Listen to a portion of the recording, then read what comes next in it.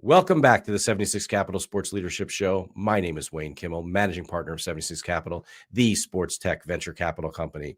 On this show, I interview top sports entrepreneurs, athletes, and executives who are shaping and many times changing the sports business industry. You can subscribe to our show on YouTube, Apple Podcasts, Spotify, and on our 76 Capital website. Today, my guest on our 76 Capital Sports Leadership Show is the president and CEO of the American Gaming Association, Bill Miller. Bill, by being the president and CEO of the AGA, they represent the $329 billion U.S. casino industry. And since joining the AGA in 2019, Bill has elevated the association's influence in Washington, D.C., advanced key industry priorities, and deepened member engagement. And he's really done some incredible things since taking over. He had to guide the organization through COVID. He had to guide the organization through bringing on legalized sports betting all across the U.S., and we're going to get into that. And most importantly, Bill is a graduate of the University of Maryland. We're both alums there, and also a graduate of American University for where he got his law degree. Bill, welcome to our 76 Capital Sports Leadership Show. Well, Wayne, it's an honor to be on the show, and honor to spend time with former Terp. And so, yeah, let's get to it. Yeah, I mean, there's nothing better than having two Terps in this, talking about sports, media, gaming. I mean, we're going to get into all of it, technology, and how this all comes together. And, Bill, I mean, I think one of the things that was really interesting is you joined the AGA, right after sports betting became legal outside of the state of Nevada. What was that like jumping into the organization? Well, it was what a funny question, and it's almost right around, I think it's 6-year anniversary, and 6-year anniversary almost to the day. I think it was a couple days ago. Was my first day. The first day that I joined AGA as president CEO was the day that the administration reinterpreted the Wire Act. And so I kind of had to, put my law school hat back on and say, all right, well, like the Wire Act, wasn't that about, stopping criminals and the mob from kind of, transacting from Chicago headquarters to some bar in Akron and figuring out that, and like, yeah, that is what the purpose of the Wire Act was. And what the purpose of the reinterpretation was, we need to figure that out. And so that was day one of my tenure as CEO of the AGA. But I had known a number of the CEOs in previous jobs. I'd known Sheldon Adelson pretty well in my time during when I was at the U.S. Chamber of Commerce, and then and then after that, I was at a group called the Business Roundtable, where I had 204 Fortune 500 CEO bosses, including Gary Loveman of Caesars and Jim Murren of MGM. And so I had a lot of friends in the business. I knew the business kind of from afar, but certainly day one on the sports betting side specifically was quite a baptism. Well, it must have been incredible to see. I mean, you had these dueling factions basically for all these years, where the NBA and the NFL, Major League Baseball, the NHL, I mean, they were anti-gambling, right? And, wouldn't even allow commissioners or players to even go through a casino or, God forbid, walk through a sports book in Las Vegas. And then all of a sudden, everyone's on the same side of the table and are partners and trying to do business together. What was that dynamic? Yeah, I think that that is probably one of the most fascinating parts of this, and really how quickly it moved. I think of, and I think it bears giving recognition to Adam Silver, who was the commissioner of the NBA, who was really the first person on the league side of, representing, the interests of professional sports, who said, look, these guys, there is a massive market here for sports betting. We should really make it legal, because it will actually help with integrity. It will help protect athletes. It will help ensure that, number one, the mob is not advantaged by sports betting, but that actually jurisdictions would be advanced by it, and we have the potential to benefit from it too, most importantly because of integrity. And I think that he was kind of a, somewhat of a lone voice prior to the repeal of PASPA. But I also think that, whether it was on Park Avenue and, the NFL, or Commissioner Bettman or any of these other guys, they were all looking at it and saying, wow, you read the case that, that Christie brought against the NCAA, and then you heard the oral arguments and then said, wow, this thing might go the other way and repeal PASPA. And then what is there? And so I'm sure, at every single one of those organizations, they were thinking, all right, well, what happens when we're not enemies anymore and we're actually friends, or we are opponents and now we're business partners? How do we create that bridge? And uh, part of it had to do with how the states then, once they were given the opportunity to pass legislation, what does the legislation look like? How do they see it from their perspective? And we definitely had, differences of opinion around what legalization would look like. And, I think that there was a point in time where, some of the leagues were looking for integrity fees. And I used to always get a big kick out of it because it was the greatest media softball that you could ever get, and say, well, what do you think about this? The leagues are trying to they want to make sure that there's integrity fees. And I would say, well, I'm sure they had integrity prior to asking for money. So I don't exactly understand what the purpose for the integrity fee is, other than to fatten their already quite large wallets. And so, look, we got past that. We have, tremendous amount of commercial activity that is taking place, both from a broadcast perspective and from a league perspective, teams, logoing, and a lot of things that I think that have all been positives, and that, people that were opponents prior to the repeal of PASPA have recognized that there's a lot of good business to be done, and that responsibility is not sacrificed because of that. I think one of the other things which is also sometimes forgotten in the conversation when we talk about sports betting is just the overall industry, right? The gaming, all the, whether it's the iGaming side of things, the in-person, casinos, many of the, all of your members, that really just this overall entertainment experience that is being created today. I mean, I thought it was really interesting at the last AGA. I believe it was Contessa, she from CNBC, was interviewing Bill Hornbuckle from MGM, and he talked about this 72-hour period where people come to Vegas to watch the game, to be entertained, to be able to gamble, to just enjoy Las Vegas. That games used to be like 3 hours. Now there's a 72-hour experience. I mean, it's really interesting to see how all these pieces work together. I agree, and I think that, if you can even take a step back from sports betting, America, the way the gaming industry grew up, in the brick and mortar casinos, is quite different than it is in most other countries, right? Where what we kind of build out is this integrated resort dynamic for the business, right? And so generally, there's a hotel and restaurant as well as gaming floor, and then maybe there's a spa element to it or some other retail pieces. And that's not the case if you go to like the UK, with a few exceptions.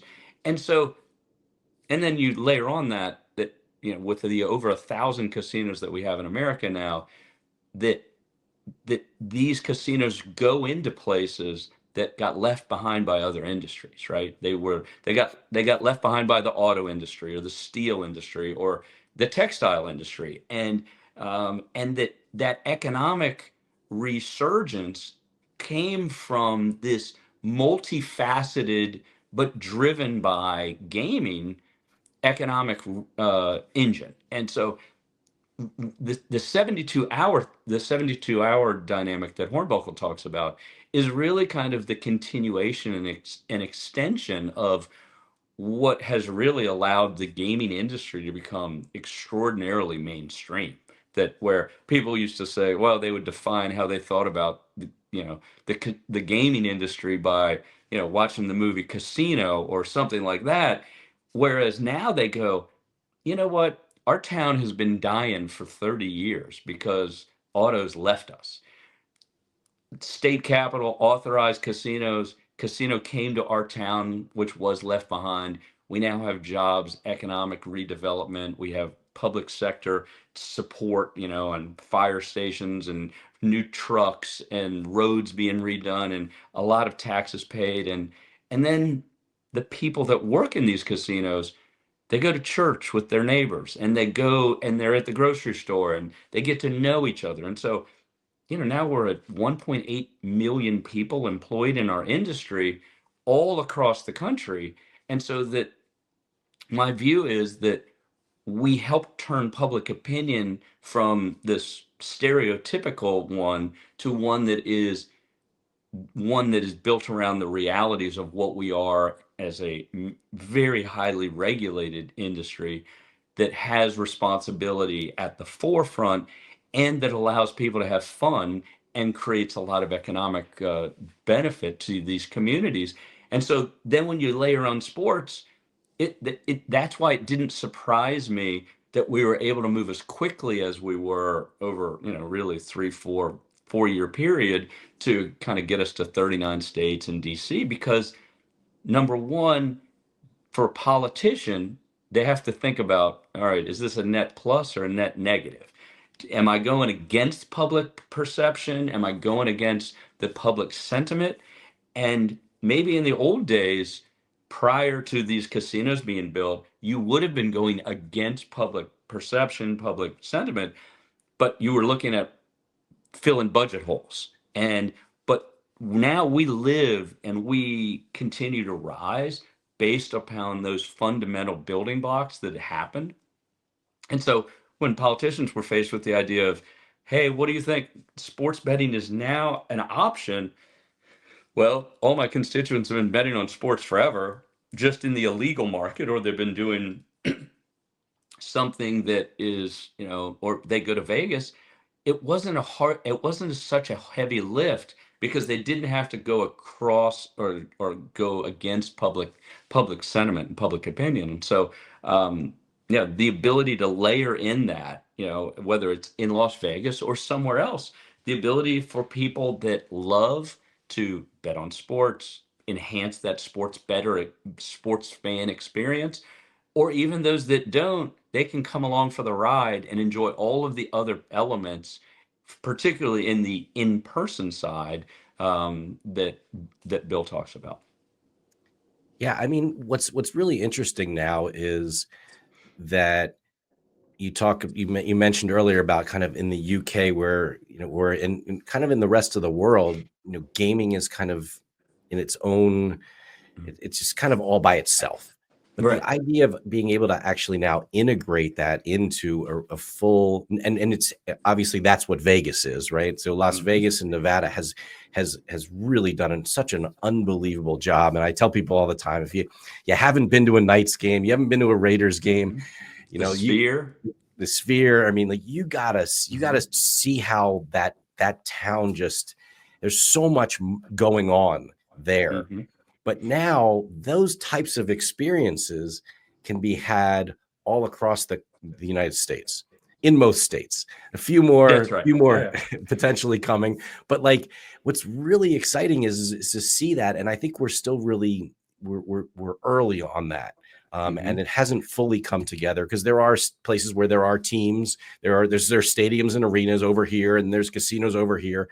Imagine what if there could be a way to bring all this together. And I'm sure you're seeing and hearing some of Mhm. those things happening now.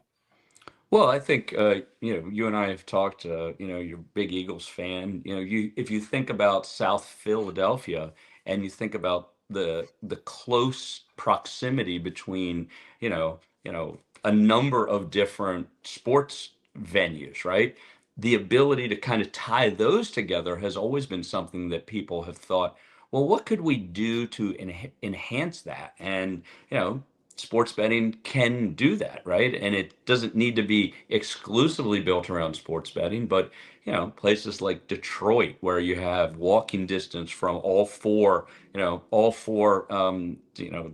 the Tigers, the Lions, the Red Wings, and the Pistons. You can walk to all four of them. And so the idea of enhancing a sports fan's experience and sports betting and sports, being a part of that is something that we think is very additive, and it doesn't take away from, and I think intentionally doesn't take away from the non-sports better fans experience. And I think that's something that we're going to continue to work on to make sure that what we're trying to do is we're trying to add fun for sports fans that want to bet on sports, but we're not going to harm the experience for people that don't want to do that.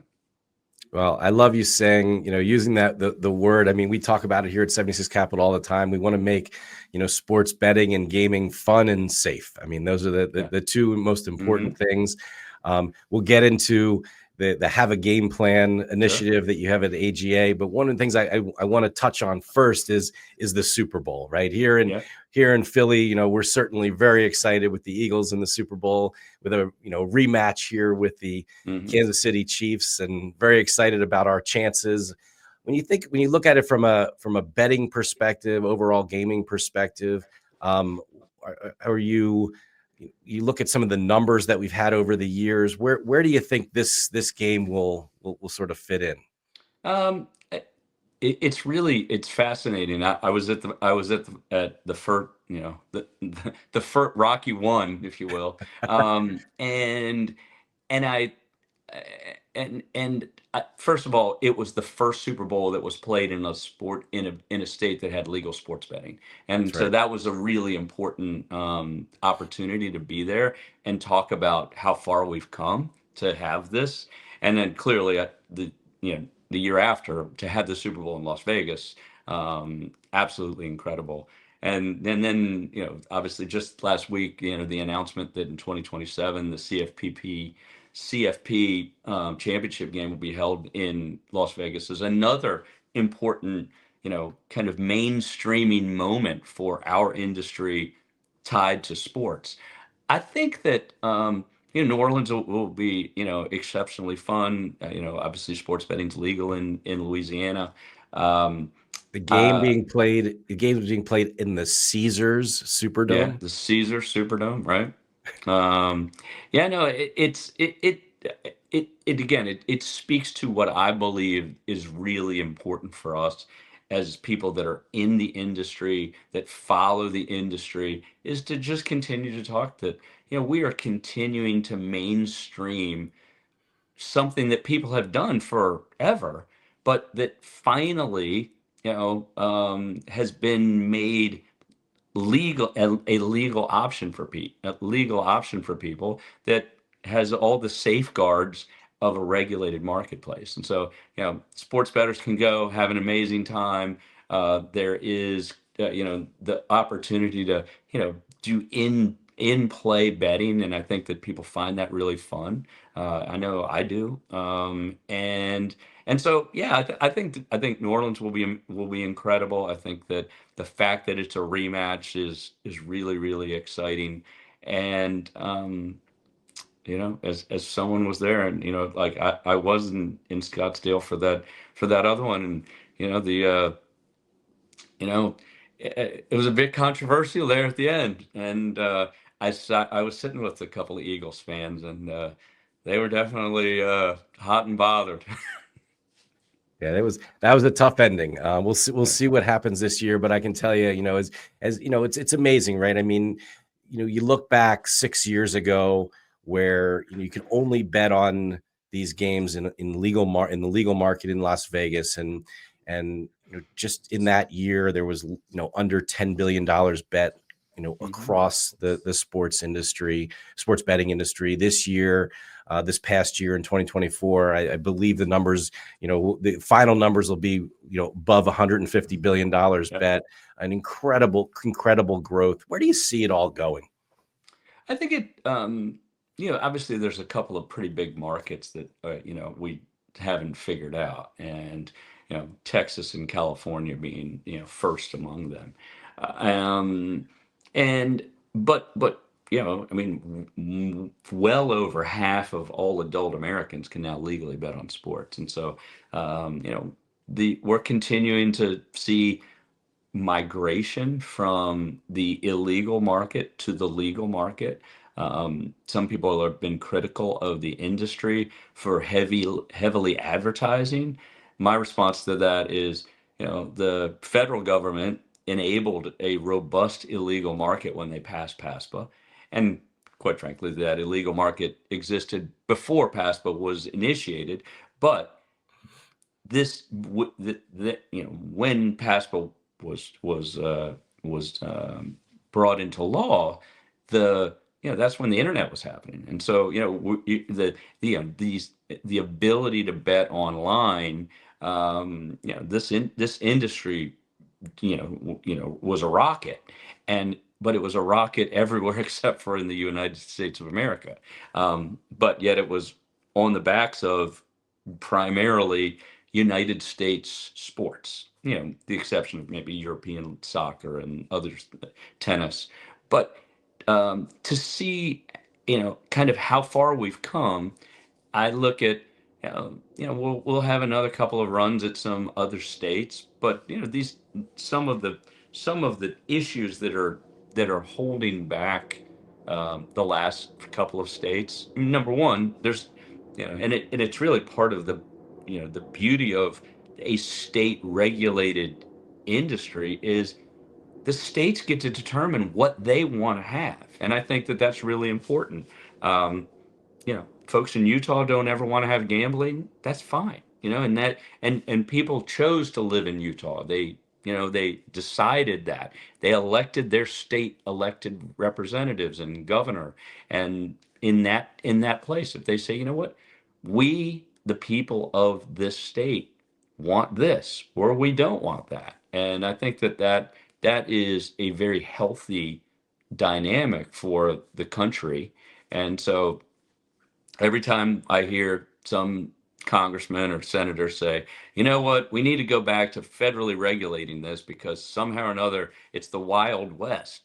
And they say it probably with good intention, but with a very low degree of understanding of the fact that there are 5,000 regulators around the country that are working to ensure compliance, consumer protections, proper taxation, and the appropriateness of the bets, and that if you all of a sudden kind of threw some federal preemption on top of that, you'd put a huge amount of state tax dollars at risk. You would put, a lot of the effort and regulatory frames that exist today at risk. And so, I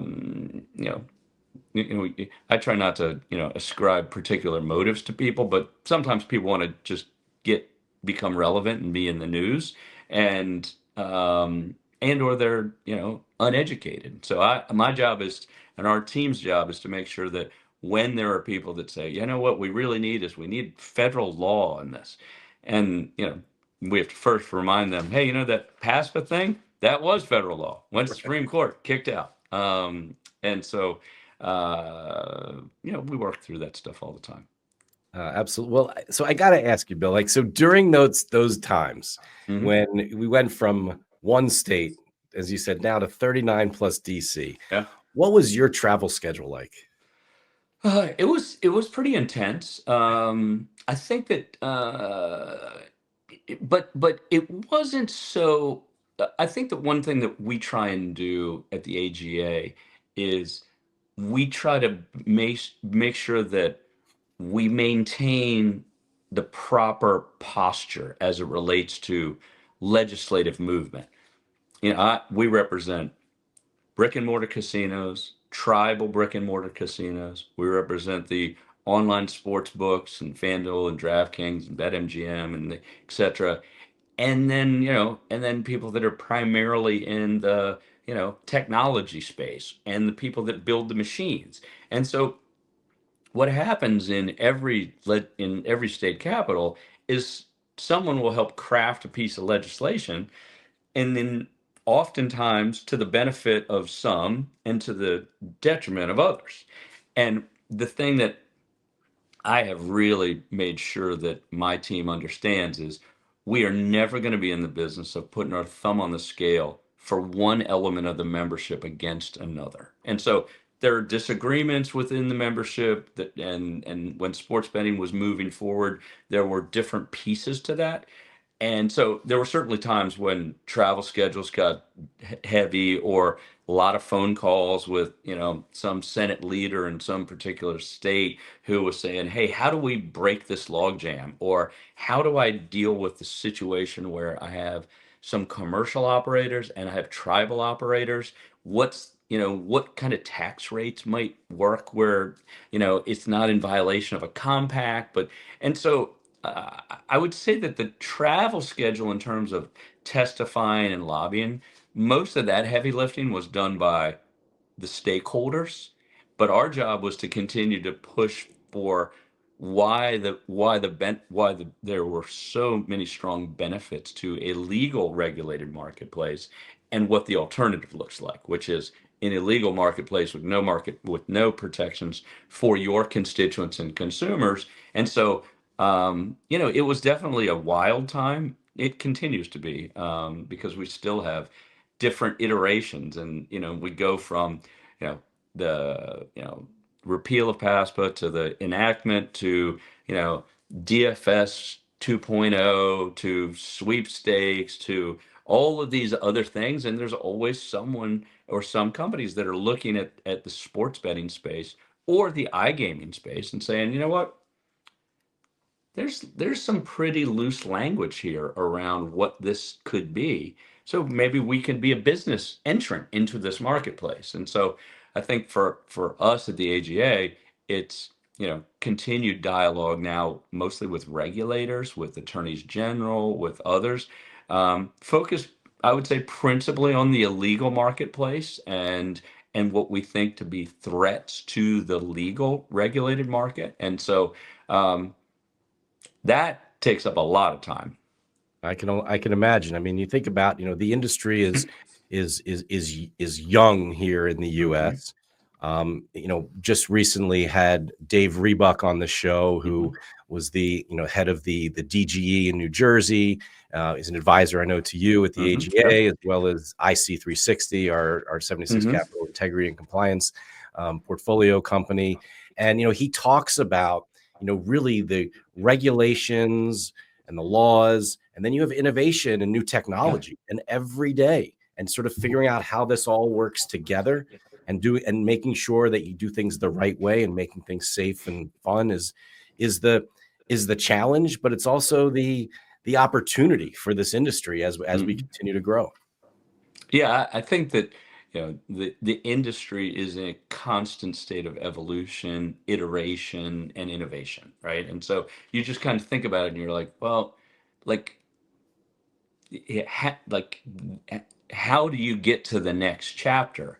And the next chapter is generally a chapter that is being challenged by insurgents against incumbents, and the incumbents look at this and say, that's a good idea, but it doesn't fit within the parameters of this legal frame, and so therefore we should do everything that we can to stop them. And the insurgents say, no, we were just like you guys before you got legally blessed. And so it's always an interesting dynamic.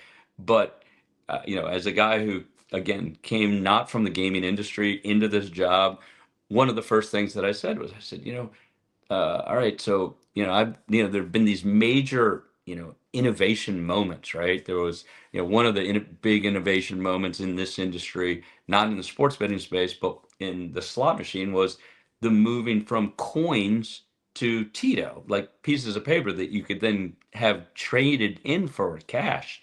Um, and that many of the operators are like, oh my God, you can't do this, and because the people, they love the money, the coins coming out, and they love the sound, and but we were able to innovate and iterate and make that better. And then I think about, when I got here, and we're still not fully there, but digital payments were just not something that many of the casinos had embraced. And we spent a lot of time at the AGA saying, all right, let's whiteboard this. Where's the problem? Is the problem with the reticence of the operators, that they don't want to see people, like they're used to the guy coming in and he says, all right, here's my money in this pocket that I'm going to spend at the casino. Here's the money that I'm going to spend on food, and I'm not going into this other pocket. And that mentality is something that still exists. And a lot of people that kind of go, they want to transact in cash. But so we always said, well, we shouldn't become digital casinos, but we should create at least an opportunity and offering for people that honestly never carry cash anymore. And if we're not doing that, then we're not going to get younger as an industry. We're going to get a lot older. And so I had some really good relationships with folks over at Visa and MasterCard from my old jobs, and got these guys on the phone and said, well, what's the holdup on your end? And they're like, well, it's this, we worry about fraud and chargebacks. And I said, all right, well, what if I got an economic study and we did some research on the realities of fraud and chargebacks? And we did that and found out that there was no there. And these guys said, okay, we're open. Now you need to get the issuing banks to be okay with this. And so then, we go to the issuing banks, and, there's another, but we've literally broken down a lot of those barriers. And so the the innovation parts sometimes, and you talked about Dave Reebok, he's guy's amazing. And, but if there's 5,000 regulators and every one of them have a slightly different mandate, from a jurisdictional perspective, and then they're all different individuals. They all, many times they kind of, the attorney general sits on top of them or something like that. And so it's kind of what sort of mandate do you have? What flexibility do you have? And so I think that what we're continuing to see is these new challenges, and then how do we respond to them? And I think that, like payments, we've gotten a long way from where we were when I first got in this job. COVID was a huge accelerant. Matt, when the CDC says cash is germy, it probably accelerated the industry and the regulators to move more quickly around digital payments. But I think we're just continuing to see new innovation by new players, and they always kind of get looked at from the perspective of the incumbents as, is this additive to me or is it a threat? Well, and you do a heck of a job playing in the middle of all that. Well, thank you.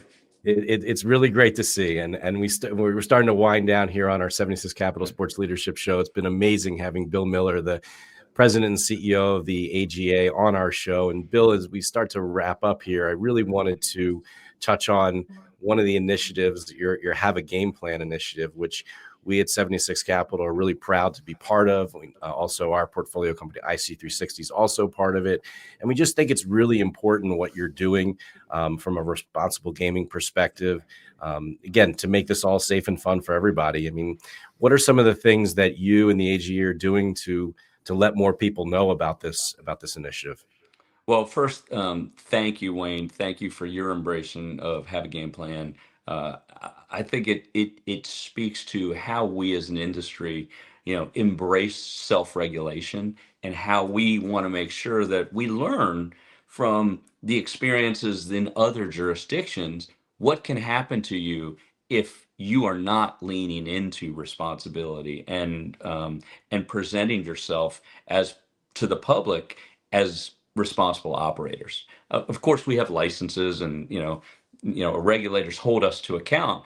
But when we created Have a Game Plan, Have a Game Plan was intended to say, all right, we have responsibilities that are baked into our license, but now we have all these new business partners, leagues, teams, broadcasters, other businesses that are adjacent to the industry. Maybe they're not licensed, maybe they are, but let's create a PSA campaign that really helps people understand what sports betting is, how to interact with it, how to make sure that it can still be fun, and that you understand how you want to make sure that you're having fun and not have and recognize when you have a problem. And it really always starts with, making sure that this is fun. This is not a way to pay your mortgage. It's not a second job. It's not the same as being an Uber driver. You actually are putting money at risk. And so the money you should put at risk should be budgeted, right? It should be money that you are allocating to your fun budget. You're allocating to your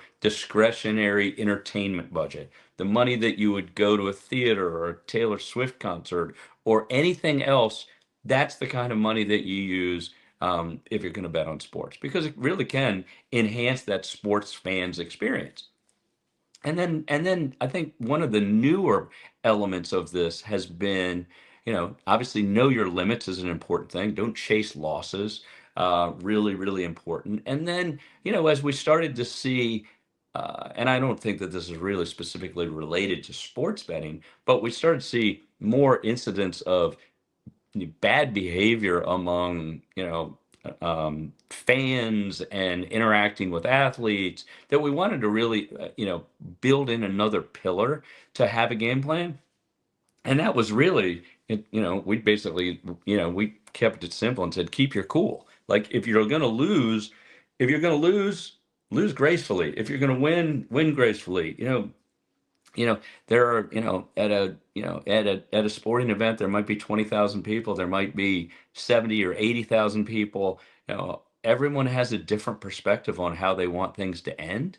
But we think that in the, we in the gaming industry, we can't be the civility police, but we can impart what we believe to be the right way to act if you win or lose a sports bet. And so we want to do our part, and we want to make sure that everybody else does their part, whether they're, the teams, the leagues, the arenas. And we all know that, all that little fine print on the back of your ticket says that you will comport yourself in a way that we think is the right way. Otherwise, we have the right to throw you out of the stadium.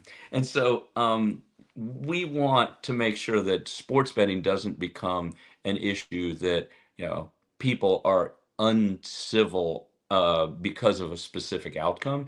And I think that this will be another part of how we are showing the public how to interact with something that has proven to be extraordinarily popular. Well, again, this has been awesome having you on the show. Thank you, Bill. And everyone's got to remember that this fall, they got to get out to Las Vegas and go to G2E. Yes. It is the gaming conference. If you're going to go to any conference that has to do with sports betting or gaming in general, it's the conference to go to. And you guys do a heck of a job every single year. Well, thank you for that. It really is, it's a lot of work to put that show on, but I think that it keeps getting better and better every year, and really appreciate your participation with G2E and your work in and around it, and it'll be here before we know it. Absolutely. Well, again, Bill, thanks so much, and good luck with everything. And hopefully maybe at G2E we'll have a few more states and some other really exciting announcements too that we can talk about. All right. Sounds good. Well, thank you so much. Thank you. On behalf of the entire 76 Capital team, thank you for joining us for this edition of our Sports Leadership Show. Please remember to subscribe to our show on your favorite podcast network or on the 76 Capital website. You can also explore the hundreds of episodes we've produced over the past several years on those same networks. And as always, go out there and make it happen.